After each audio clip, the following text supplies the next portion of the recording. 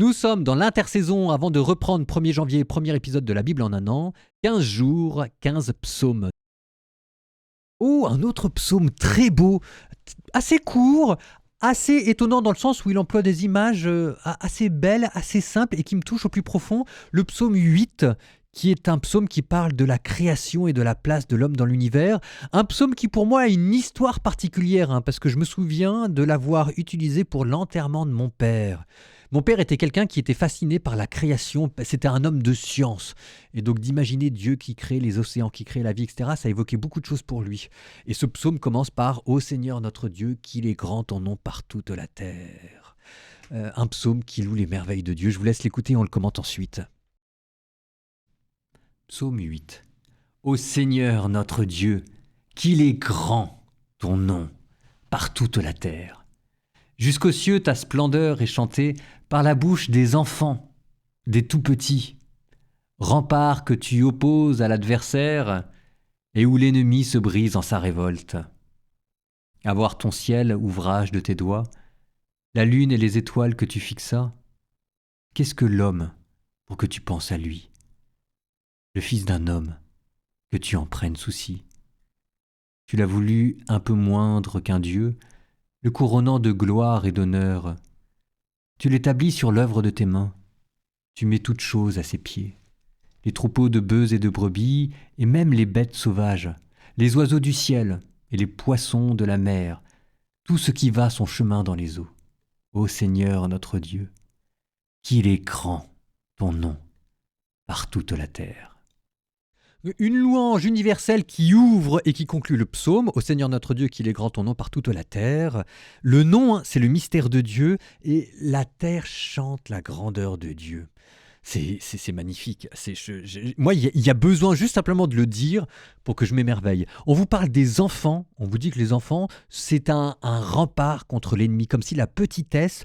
On pense à l'humilité, on pourrait penser à la faiblesse, on pourrait peut-être même penser à la fragilité. Ce qui est insignifiant, c'est ce que Dieu utilise pour réduire à rien l'adversaire. Je pense que là, il y a un motif de consolation pour chacun d'entre nous. Et à la fin, on vous montre la contemplation cosmique, à voir ton ciel, l'ouvrage de tes doigts, la lune et les étoiles que tu fixas, la disproportion radicale qu'il y a entre Dieu et l'homme et que pourtant Dieu finit par combler. Tu l'as voulu un peu moindre qu'un Dieu. Qu'est-ce que l'homme pour que tu penses à lui? C'est une dignité unique pour l'humanité. C'est un psaume qui vous chante la grandeur de la vocation humaine. Parce que nous, on n'est rien, mais par Dieu, nous sommes tout. Dieu nous a tout donné. Il nous a donné la domination, il nous a donné un mandat royal, il nous a établi maître sur l'univers. Pourquoi? Pour rien, pour que simplement ce qui est insignifiant dans le monde puisse réduire à rien les puissances infernales.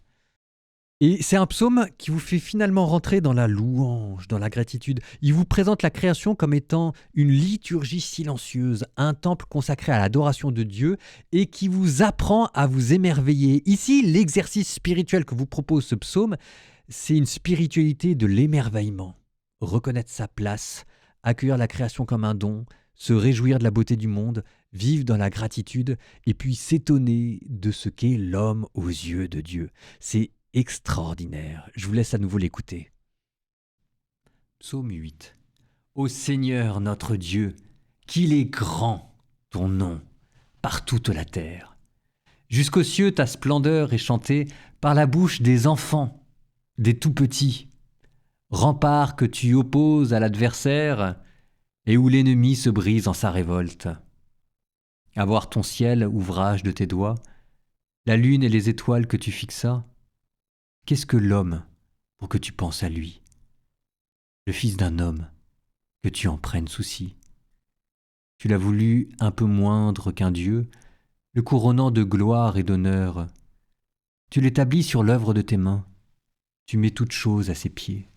Les troupeaux de bœufs et de brebis, et même les bêtes sauvages, les oiseaux du ciel et les poissons de la mer, tout ce qui va son chemin dans les eaux.